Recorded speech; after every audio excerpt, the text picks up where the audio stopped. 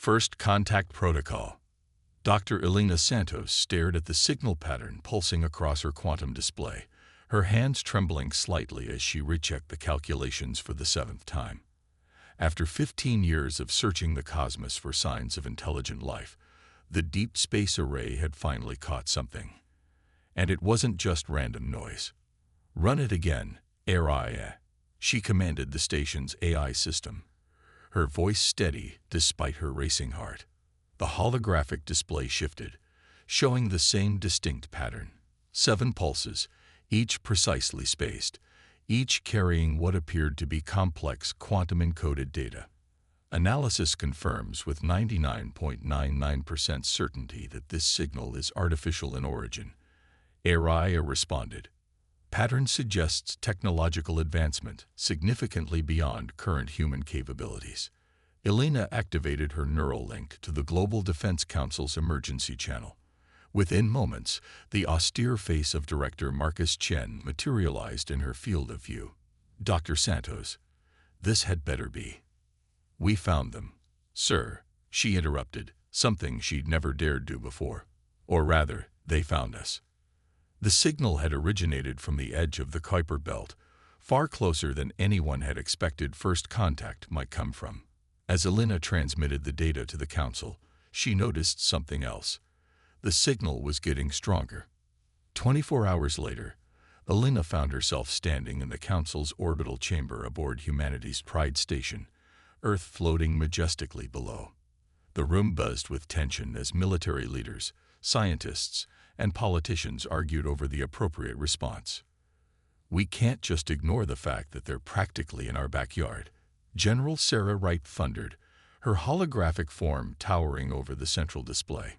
"This could be a precursor to invasion, or a peaceful first contact," Dr. Raj Patel countered, adjusting his ancient wire-rimmed glasses.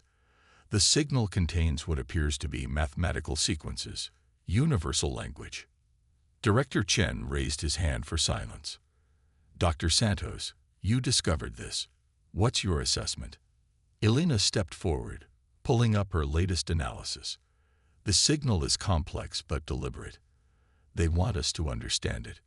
We've decoded portions that appear to be navigational data, possibly coordinates for a meeting point in deep space." She paused, choosing her next words carefully. "But there's something else. The quantum signature of their transmission. It's affecting our long-range sensors in ways we don't fully understand." "Affecting them how?" Chen's eyes narrowed. "It's as if..." Elena struggled to find the right words. "It's as if their signal is teaching our technology how to see something that was always there. Like giving us new eyes." The chamber erupted in murmurs. Admiral James Rodriguez, commander of Earth's defense fleet, spoke up. "Could this be a weapon?" "If it is, it's unlike anything we've ever seen," Elena replied. "But I don't think so. The changes appear to be upgrades, improvements to our quantum detection capabilities. They're showing us how to see them." As if on cue, every display in the chamber flickered. Aria's voice carried an unusual note of surprise. "Multiple objects detected at the edge of the solar system. They appear to have been there all along. We simply couldn't perceive them until now." The central hologram shifted to show massive structures, geometric shapes that seemed to fold in on themselves in ways that defied physics. 7 vessels, each easily dwarfing the largest human ships, hanging in space like silent sentinels. "They've been watching us," General Wright breathed. "For how long?" "The real question," Director Chen said quietly, "is why reveal themselves now?" Elena stepped closer to the hologram, studying the impossible shapes of the alien vessels. "Sir, they're moving. All 7 ships on an intercept course with Earth. Estimated arrival in 48 hours. The chamber fell silent as the implications sank in. Humanity had dreamed of first contact for centuries, but now that it was happening, no one was quite sure if it was a dream or a nightmare unfolding. "Implement first contact protocol," Chen ordered, his voice carrying the weight of history. "All defense forces on standby, but no aggressive actions. Dr. Santos, you'll lead the communication team. If they're coming to talk, We need to be ready. If they're coming for something else. He let the thought hang in the air. As the chamber emptied, Elena remained, watching the alien ship's steady approach. The quantum signal continued its rhythmic pulse. But now she noticed something she'd missed before. Beneath the mathematical sequences and navigational data, there was another layer of information, so subtle it was almost hidden. It was a warning. She quickly began decoding this deeper layer, her augmented mind racing through possibilities. As the true message emerged, her blood ran cold. The aliens weren't just making contact, they were running from something. And whatever could frighten beings capable of such advanced technology was now humanity's problem too. The first contact humanity had dreamed of was about to become a nightmare, not because of those who were coming, but because of what was chasing them. Silent invasion. The alien vessels arrived exactly when Elena's calculations predicted, emerging from the quantum slipstream with impossible grace. Their crystalline surfaces reflected Earth's light in ways that made them seem both solid and ethereal, like fragments of dreams given form. The next 72 hours became a blur of diplomatic protocols and first contact procedures. The beings called themselves the Zarkuli, and their initial messages spoke of peace, cultural exchange, and warnings of a threat that pursued them across the galaxy. But Elena couldn't shake the feeling that something was wrong. She sat in her lab aboard Humanity's Pride, reviewing the quantum data streams for the 100th time. The station's observation deck provided a clear view of the largest Zarkuli vessel, its crystalline spires now docked with the human station through a series of carefully constructed airlocks. Dr. Santos, Araya's voice interrupted her thoughts. I've detected an anomaly in the station's quantum communication network. Elena looked up from her displays. Show me. The holographic representation of the station's network appeared before her, a complex web of light and data. At first glance, everything seemed normal, but as she watched, subtle distortions rippled through the pattern. When did this start? The irregularities began approximately 6 hours after the first Zarkuli delegation came aboard, Araya reported. They are subtle enough to avoid standard detection protocols. Elena's fingers danced across her neural interface, diving deeper into the data. The distortions weren't random.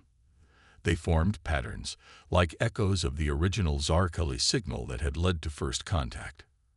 Her neural link chimed with an incoming message from Captain Michael Jung, head of station security.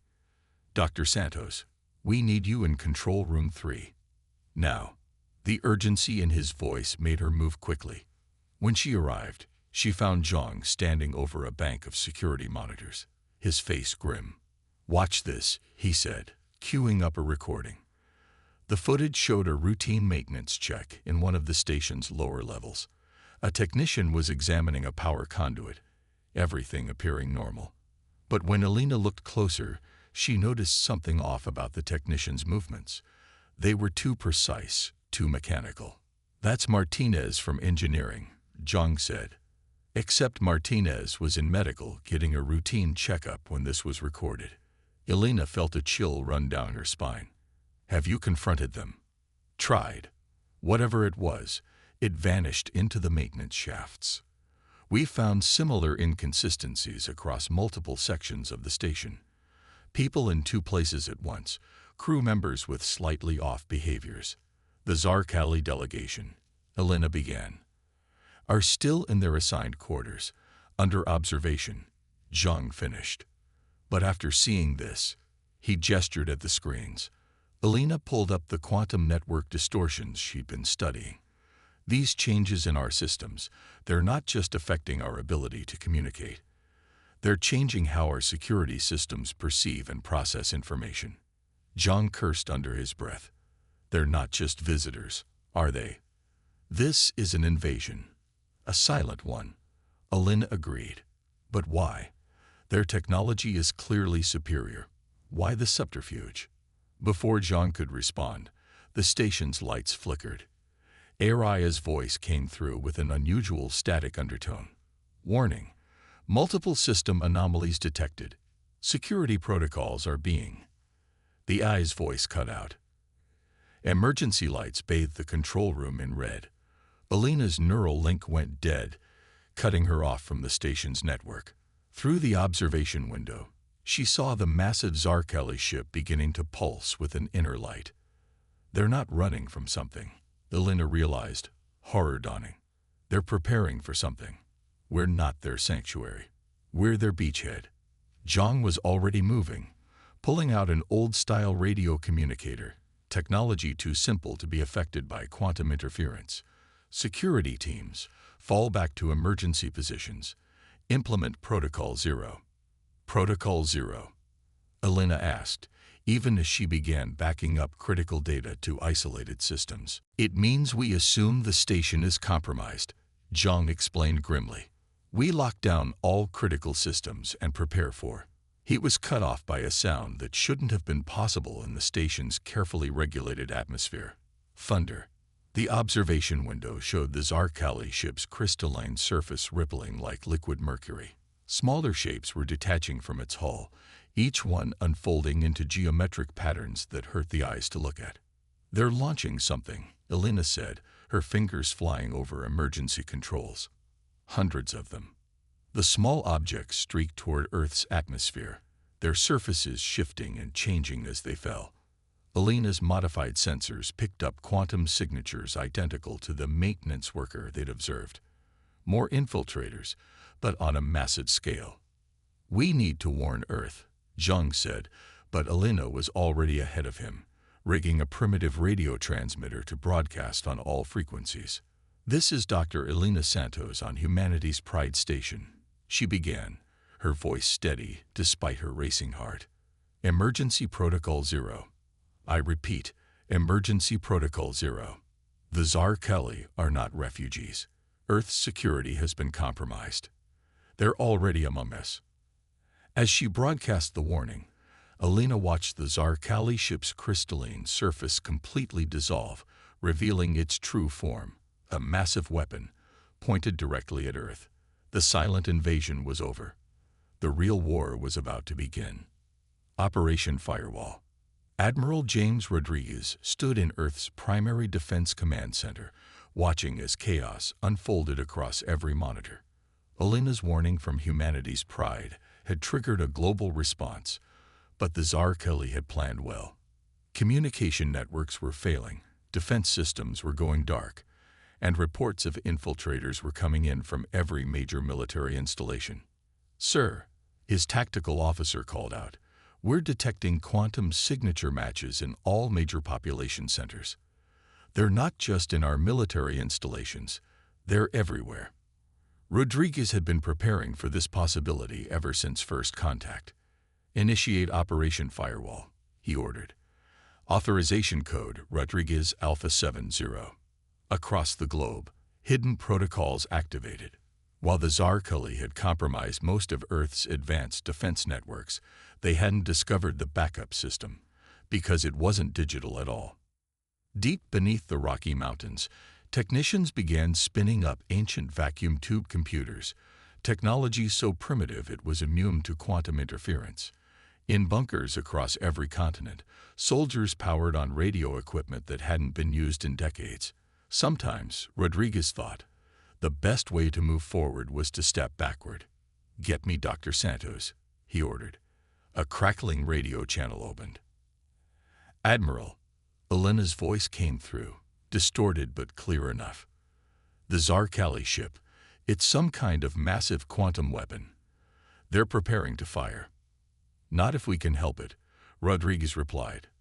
Dr. Santos, I need you to upload the sensor modifications you used to detect their infiltrators to our backup systems. Can you convert the code to run on analog computers? There was a pause. Yes, but it'll be crude. We'll lose about 60% of the detection accuracy. Better than being blind. Do it. As Elena worked, Rodriguez watched the tactical display. The Zarkeli weapon was charging, its crystalline surface now completely transformed into a massive energy collection array. But they weren't firing yet. Why? The answer came from an unexpected source. Admiral. Elena's voice crackled through again. I've been analyzing their communication patterns. They're not just charging a weapon. They're building a quantum gate, a massive one, a gate to where, based on these readings, everywhere. They're trying to create a quantum bridge that would link Earth to every point in space they visited, every world they've conquered. Rodriguez felt a chill. This wasn't just an invasion, it was assimilation. Earth would become another node in their network, another conquered world added to their collection. How long? The gate will be ready in approximately 6 hours. Rodriguez turned to his command staff. What's the status of Operation Firewall? Analog systems are online worldwide. Sir, Dr. Santos' detection algorithms are being converted now. We're getting scattered reports of successful infiltrator identification. And the package? Ready for delivery. Rodriguez nodded grimly. Humanity had one card left to play. A weapon developed in secret since the first hints of alien quantum technology had been detected decades ago. Not quantum-based, not digital, but something uniquely human. Begin evacuation of all orbital facilities except humanity's pride, he ordered. Dr. Santos, I need you and your team to hold your position.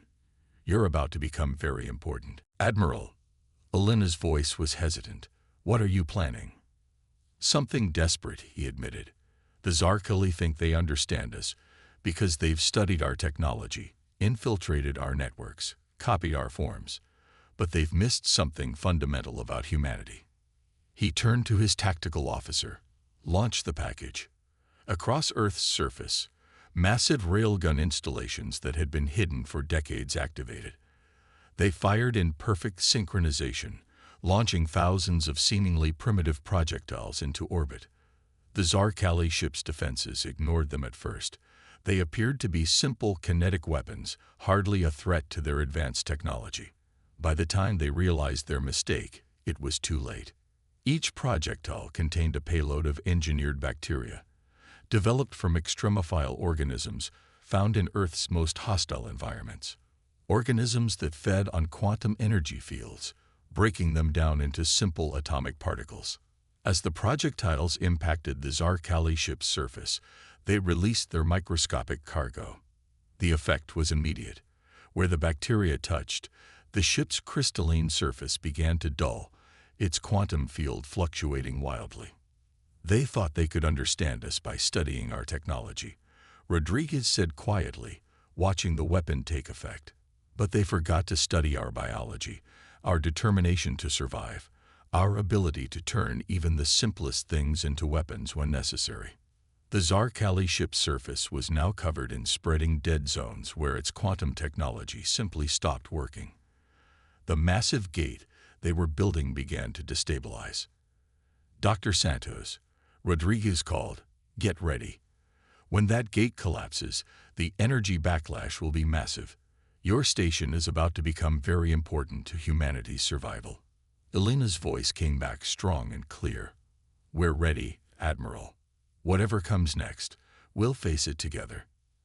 As the quantum gate began to fail catastrophically, Rodriguez watched the tactical display and allowed himself a small smile. The Zarkali had brought advanced technology and subtle infiltration. Humanity had responded with vacuum tubes and bacteria. Sometimes the old ways were the best ways, and sometimes evolution itself was the greatest weapon of all. The hidden fleet.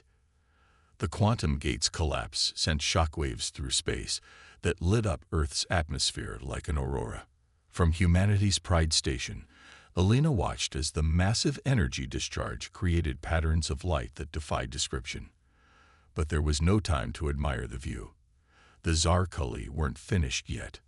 Multiple signatures detected, error reported, now running on backup systems immune to quantum interference. The Zarkali ship is fragmenting. The massive vessel was breaking apart, but not from damage. It was separating into smaller ships, each one still larger than anything in Earth's defense fleet. The bacterial weapon had disrupted their quantum technology, but hadn't destroyed their conventional systems. They're adapting, Elena realized, switching to traditional propulsion and weapons. Admiral Rodriguez's voice crackled through the radio. "This is what we expected. Dr. Santos, initiate Protocol Lazarus." Elena's fingers flew across the ancient keyboard interface. Protocol Lazarus requires authorization from 3 senior staff members. "Granted," Rodriguez replied. "Authorization code, Phoenix Rising." Captain Zhang's voice joined in. "Authorization granted. Code, Darkness Before Dawn." A third voice, one Elena hadn't expected, came through. "Authorization granted. Code, Remember Titan." It was General Wright. Deep within humanity's pride's central core, systems that had laid dormant for decades began to power up. The station's outer hull started to shift, panels sliding away to reveal massive energy collectors. "What is this?" Elena asked, watching as the station's configuration changed dramatically. "Insurance," Rodriguez replied. "Humanity's pride isn't just a station. It's a key. And it's about to unlock something the Zarkali never saw coming." Across the solar system, hidden installations began activating. From deep within Mercury's polar craters, beneath the storms of Jupiter, and in the dark spaces between planets, humanity's secret fleet emerged. While they studied our active technology, Rodriguez explained, "We were building something they couldn't detect. Ships with no quantum signatures, no advanced AI, nothing they could infiltrate or understand. Just pure human engineering, powered by the most fundamental forces of the universe." The hidden fleet was massive. Hundreds of ships, each one built with technology that would have seemed primitive to the Zarkali, but was devastatingly effective against an enemy that relied on quantum manipulation. "Humanity's pride will serve as the command center," Rodriguez continued. "Dr. Santos, your research into their quantum signatures makes you the most qualified person to coordinate our attack. The station's energy collectors can disrupt their remaining quantum fields, creating windows of vulnerability." Elena watched as the fleet moved into position, using celestial bodies for cover. The Zarkali ships were regrouping, their crystalline surfaces now dull and lifeless, where the bacterial weapon had struck. "They're preparing to attack Earth directly," Elena reported, studying their formation. "Without the quantum gate, they're switching to a conventional invasion strategy." "Not if we can help it," Rodriguez replied. "All ships, battle formation Delta. Dr. Santos, target the first quantum disruption at their flagship." Elena initialized the station's energy collectors, aiming them at the largest Zarkali vessel. The technology was based on her early research into quantum signatures, designed to create localized areas where quantum effects simply couldn't function. "Disruption field charging," she reported. "But sir, there's something else. I'm detecting new quantum signatures, different from the Zarkali. They're coming from beyond Neptune's orbit." Rodriguez was silent for a moment. "It's what they were running from. How long?" "At current speeds, they'll reach our solar system in less than 2 hours. Then we have 2 hours to deal with the Zarkali and prepare for something worse." Rodriguez's voice hardened. "All ships, prepare for combat. Today we're not just fighting for Earth, we're fighting for the right of humanity to choose its own destiny." The hidden fleet moved with perfect coordination, each ship's primitive but powerful weapons designed specifically to combat quantum-based technology. They had trained for this moment for years, preparing for a war that most of humanity never knew was coming. As Elena activated the first disruption field, creating a zone of pure physical space where the Zarkali's advanced technology couldn't function, she understood why the station was called Humanity's Pride. It wasn't just a name. It was a statement of defiance. The battle for Earth was about to begin, and humanity was ready.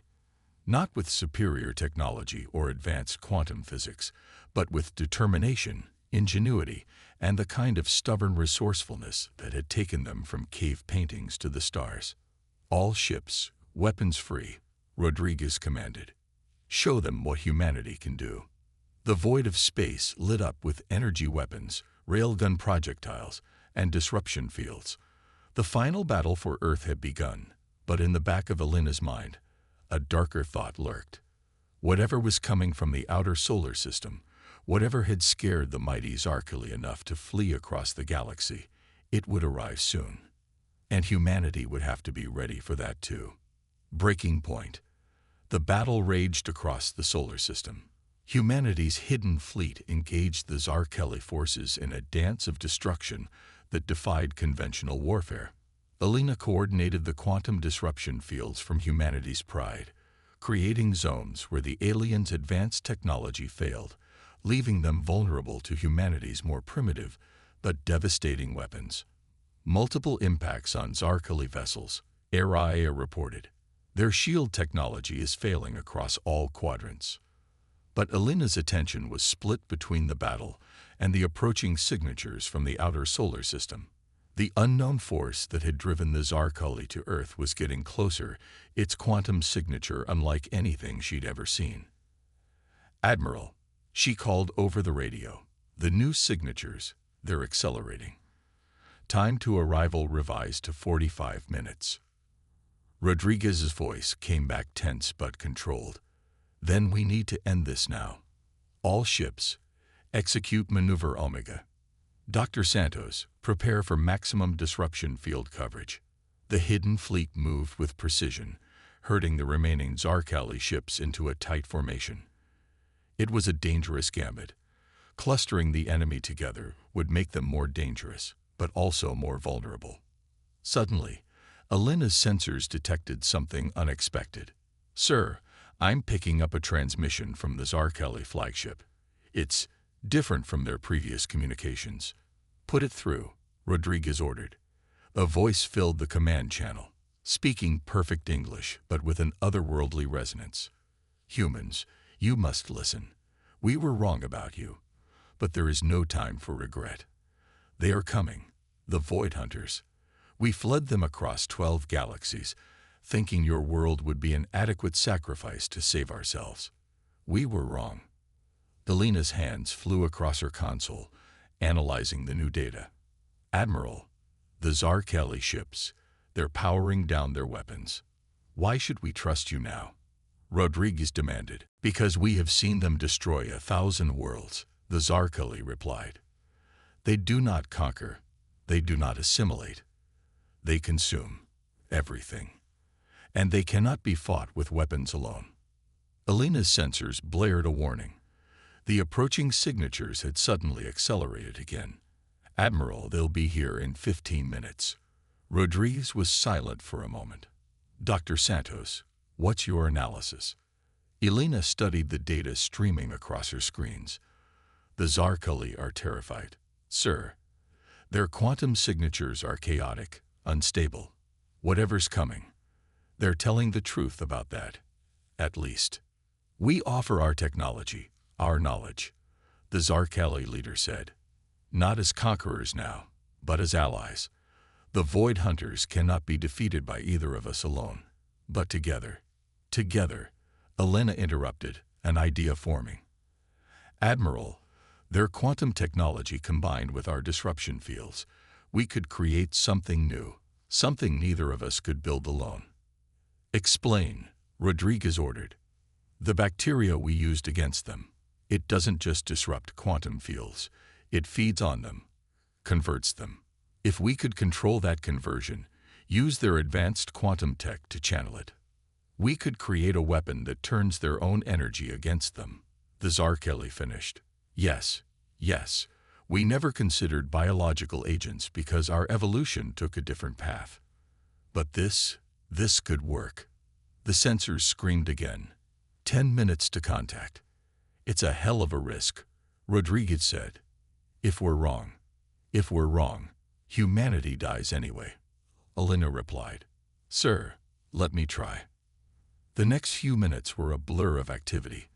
Zarkali scientists transmitted quantum formulas, while Alina and her team adapted them to work with their bacterial weapon. The hidden fleet and the remaining Zarkali ships moved into a defensive formation around Earth. The Void Hunters arrived exactly as Alina's calculations predicted.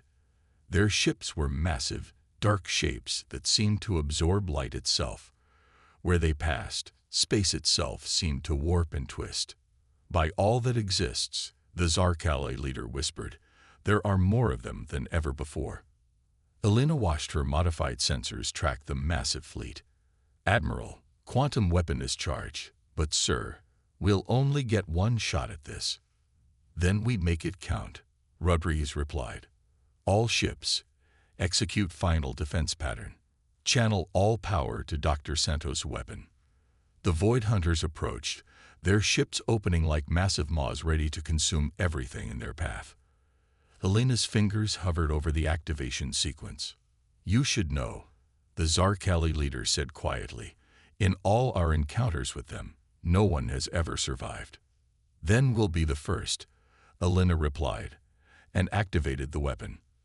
The combined power of humanity's disruption fields and Zarkali quantum technology created a wave of energy that rippled across space. Where it touched the Void Hunter ships, the bacterial agents went to work, not just disrupting their quantum fields but converting them, turning their own massive energy against them. The effect was beyond anything they had predicted. The Void Hunter ships began to collapse in on themselves, their own twisted spacetime becoming their prison. The bacterial agents spread from ship to ship, a cascade of destruction that turned the hunters into the hunted. It's working, Elena reported, watching as ship after ship imploded. Their quantum fields are collapsing. The battle lasted less than 10 minutes. When it was over, nothing remained of the Void Hunters except scattered debris that seemed to fade from existence itself. In the silence that followed, the Zarkali leader spoke again. We have much to answer for, humans. Our fear led us to commit great wrongs against you. But perhaps there is a way forward. Together. Admiral Rodriguez's reply was measured. Perhaps. But first, you'll help us clean up this mess. And then we'll talk about the future. As equals. Elena looked out at Earth, beautiful and blue below the station. Humanity had faced its breaking point and emerged stronger, not just surviving but evolving. They had faced two advanced alien species and prevailed not through superior technology, but through the uniquely human traits of adaptability, creativity, and the stubborn refusal to accept defeat. What do we do now? She asked quietly. Now, Rodriguez replied. Now we show the galaxy what humanity can really do. Together. The sun rose over Earth's horizon, illuminating a new dawn for both species. The breaking point had passed, and in its wake, something new was beginning. A future where humanity's greatest strengths would help forge a path to the stars, not as conquerors or victims, but as innovators, explorers, and survivors. The galaxy would never be the same. And that was exactly how humanity liked it.